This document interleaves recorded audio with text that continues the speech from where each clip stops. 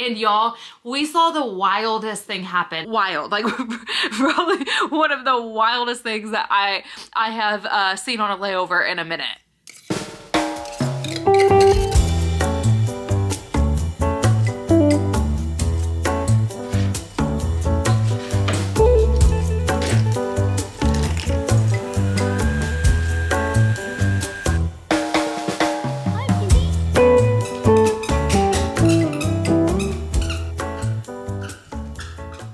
Good morning, you guys. It has already been a morning. So basically an hour ago, I picked up a trip. So I just got out of the shower. I did my nails. I've got uniforms in the washing machine because I didn't realize I only have one uniform clean and I need two to work a trip. Dogs are fed. Right now, Lucy and Bronson are outside pottying. So it has just been a big old scramble fest trying to get everything ready. But today we are going to London.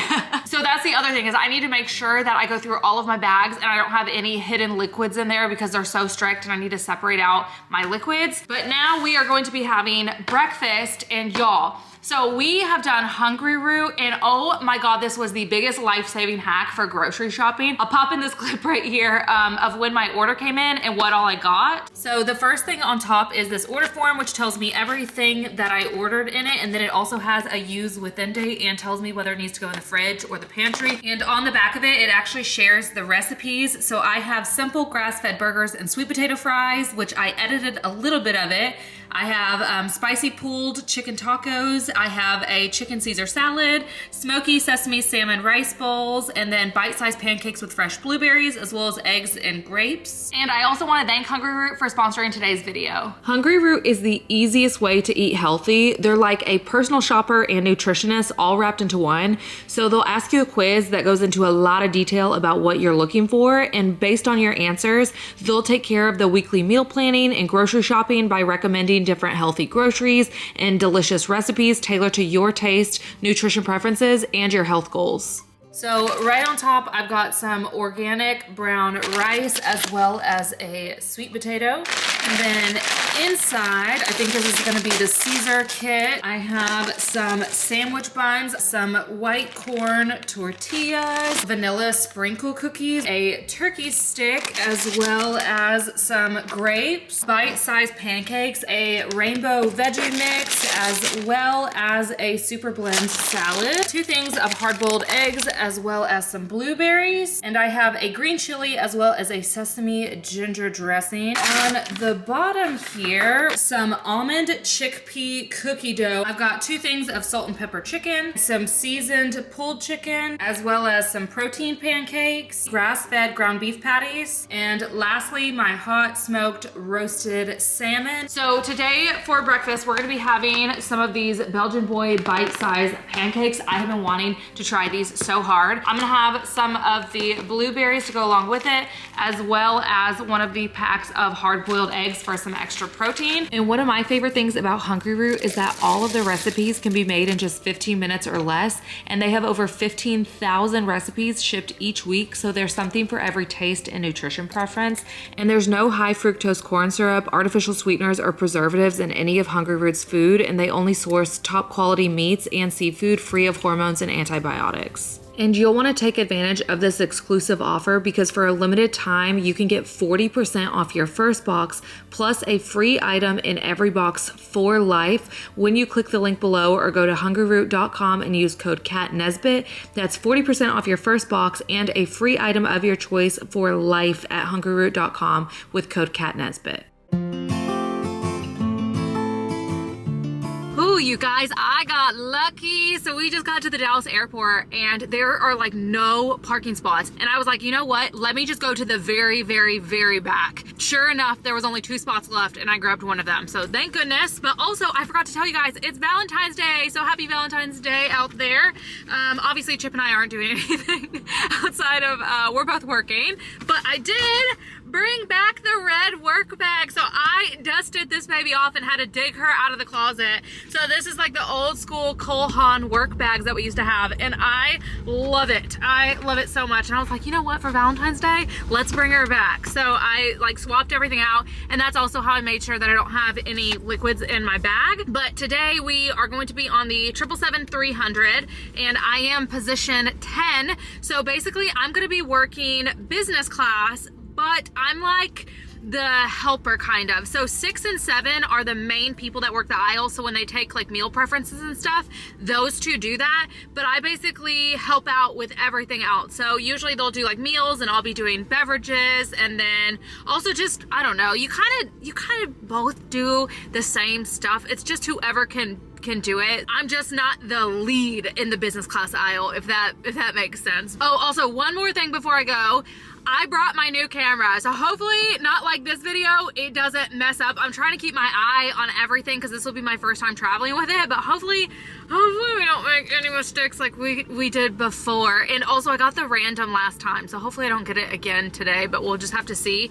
And somebody asked me what that means by getting the random, and it basically means that when you go to crew security, if you get the random, you have to go through normal passenger security just like a passenger would. They do put like crew tags out for your bag, so they do realize that it's a crew bag because, you know, we bring food and other things. And so every so often, I would say it's actually pretty often you get randomized. It's just a random to make sure that we're doing what we're doing and we're not supposed to be bringing anything that we're not supposed to be bringing. I'm fed up with changes.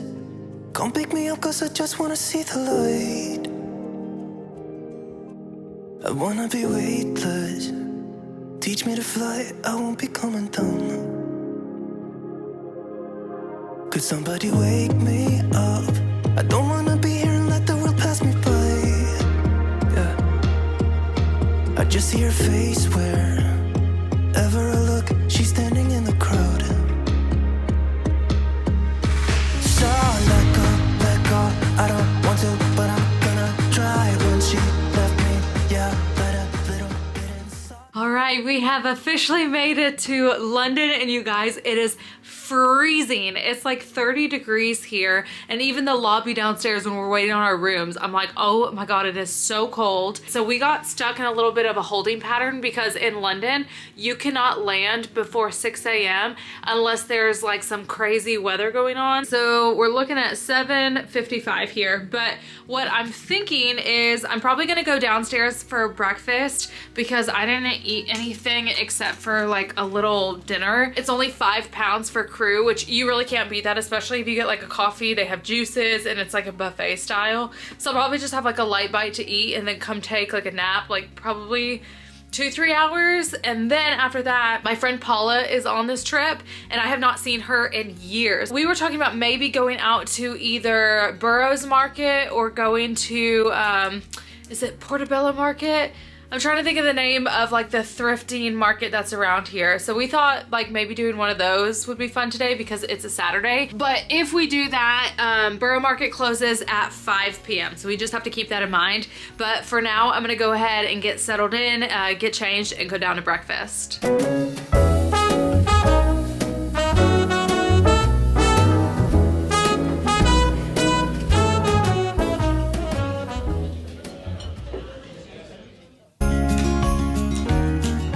I won't even lie, I wanted to keep sleeping for sure. This was rough. I had to force myself to get up, but I have my bags all packed. I just have my little shopping bag as well as my insulated shopping bag, and I'm bundled up because it is freezing cold, but I think we decided to go to Borough Market. So we're gonna go ahead and meet downstairs and head out of here.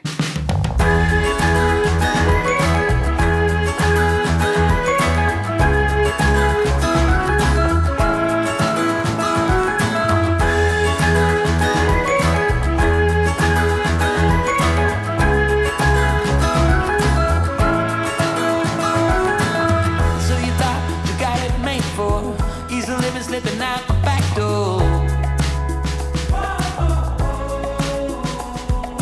But it's not what you're made for, and there's nothing that is too late for.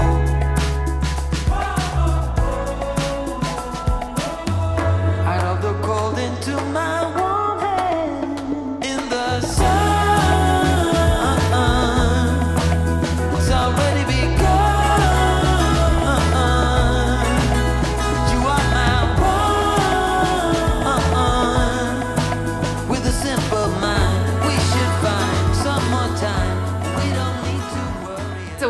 are finally back. It's still chilly in this room, so I'm trying to warm up before I take my hat off. But you guys, this was an amazing layover. I had so much fun. So we went to Borough Market and it was absolutely jam-packed. Paula had paella and I tried a bite and it was pretty good. The rice was a little bit overcooked for me, but then after that we went over to the oyster bar that was right next door and we got oysters. Now we just told them give us 4 of whatever, which one you prefer, because like there were so many different kinds of oysters. But then their card machine broke and at first I thought it was my card that wasn't working, but then it wasn't working for anybody else. So they had to go fix it, but they were super, super nice about it and that was phenomenal. I love oysters and they were so, so good. And then after that, we went over to a pub nearby and just had a drink. And y'all, we saw the wildest thing happen. So this guy was like, hey, do you mind moving? And so then I just kind of like scooted over and I didn't know what was going on. He's like, no, you're gonna want to get out of the way. And I was like, okay. And I was like so confused. So I just stepped out of the way and then next thing you know, this guy runs over to another guy and cracks an egg on his head. Pkwy says hi. So I was actually gonna leave this part out of the story just to keep it kind of G-rated, but I feel like you're not gonna get the full shock effect if I don't tell you exactly what happened. So after the guy crushed the egg on his head, he flips him off like literally in his face and then just screams F you so loud that everybody in the bar just stopped drinking, stopped talking, and everybody just stared. And I think that was also part of the shocking thing. And I don't know if they were friends or if they knew each other or something, because that's really weird to do to a stranger, but they never really interacted. And the guy obviously was so incredibly mad that had the egg cracked on his head. But he didn't say anything to the dude. He just went to try to find a bathroom to clean himself up. And then at that point, the bouncer had come over to escort the other guy out. So yeah, that was wild. Like probably one of the wildest things that I have seen on a layover in a minute. And when I tell you guys, my jaw was just like I don't even know what happened. Everything happened so fast. And then the bartender came over and was so mad and was like, no, you just got like egg all over all of us that are working behind the bar, was like so irritated, like you need to go. So security shows up to kick this guy out. It was the most bizarre thing ever. I don't know. But anyways, regardless of that, it was actually like a nice little spot near Borough Market. And then I was telling Paula about Gordon's, which is the underground wine bar. And she said she had never been before. And I was like, oh no, you have to check it out. Now, if you go to Gordon's, you can book a reservation to go eat there and have like dinner, and that's where you'll be in like the real cave part, or you can just tell them you're gonna go have drinks, walk right up to the bar, and it's like some sitting room, some standing room, but regardless, it's really cool. And they have newspaper clippings and articles all over the place of like old like royalty like newspapers and stuff. So we just decided to like hang out and have a glass of wine there because the atmosphere is so nice. It's very, very cool. And even though there's like quite a bit of people, it's not noisy. Like you can definitely talk. So we just had a glass of wine and then we were trying to come up with dinner ideas.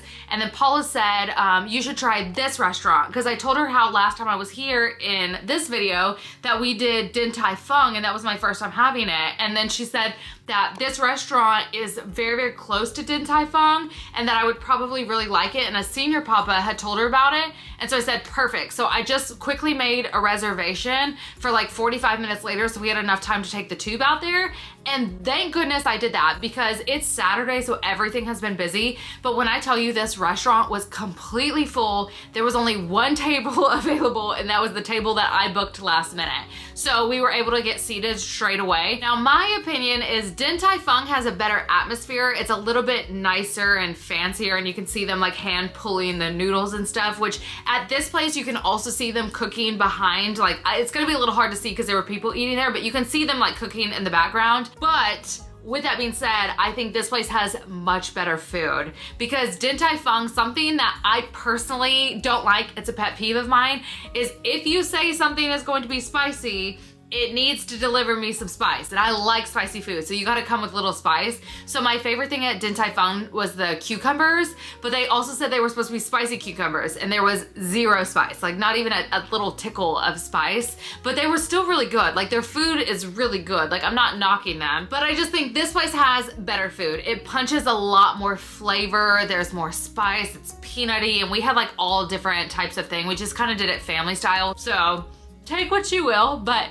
regardless, both places you can't go wrong. But then we came back to the room and I gave her a scoop of the dream powder that I have. So this is the mint chip flavor. This stuff is phenomenal for sleeping because she told me on her last London layover she could not sleep at all. But let me show you everything that I ended up getting at Marks and Spencer.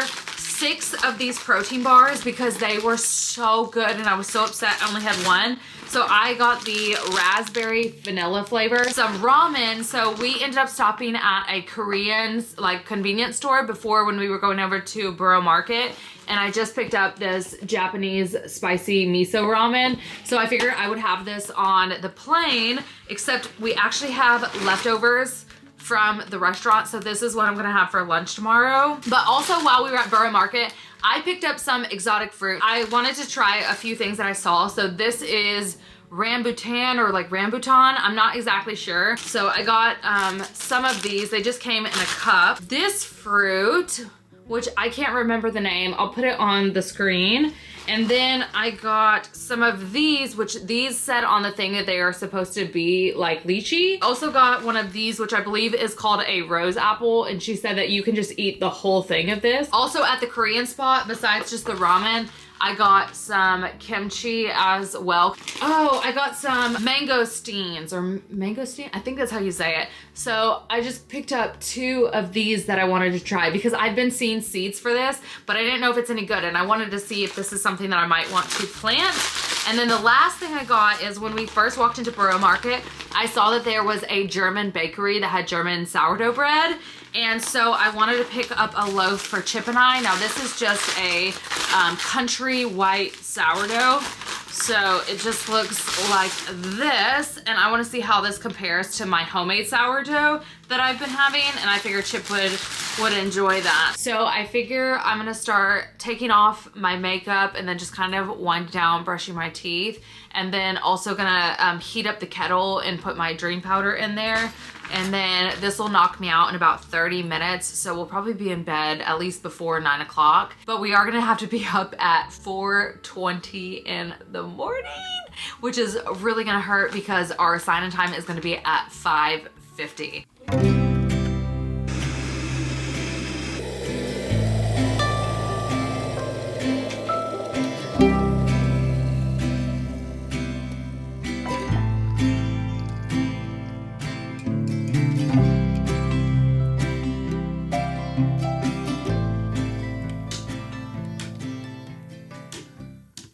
Good morning, you guys. My eyes are like watering. I woke up, so right now it's 3 in the morning. I woke up like 2 hours ago with the worst cramps in the world. I was like, oh my gosh, I felt like I was like keeled over. It hurt so bad. But now I'm feeling like ravenous. I am starving. Maybe I'll try out some of the fruit. Let's see. The only thing is like, I feel like for some of it, I'm gonna need a knife. So for the mangosteen, you'll like wanna take like a knife. So I'm kind of doing this one-handed. And around like the perimeter, you'll just make like a slight cut all the way around and then open it. And it'll be like a white cluster inside. So I don't know if I'm gonna be able to eat that one because I don't think there's a knife in the room. I wish I would have grabbed a Greek yogurt at Marks and Spencer yesterday because I would have put the passion fruit on the Greek yogurt. So I think I'm gonna try one of these. So this is a Langen. I have like a little spoon here, so I'm gonna just try to get the skin off. But these are supposed to be like lychee. So the rambutan, the Langen, and the lychees are all very similar to each other. So they'll all have like a large nut in the middle. So you just want to be careful whenever you're eating it. So you can just pop it in your mouth and eat around it, but I'm gonna go ahead and just take it out. So it just looks like that. Interesting.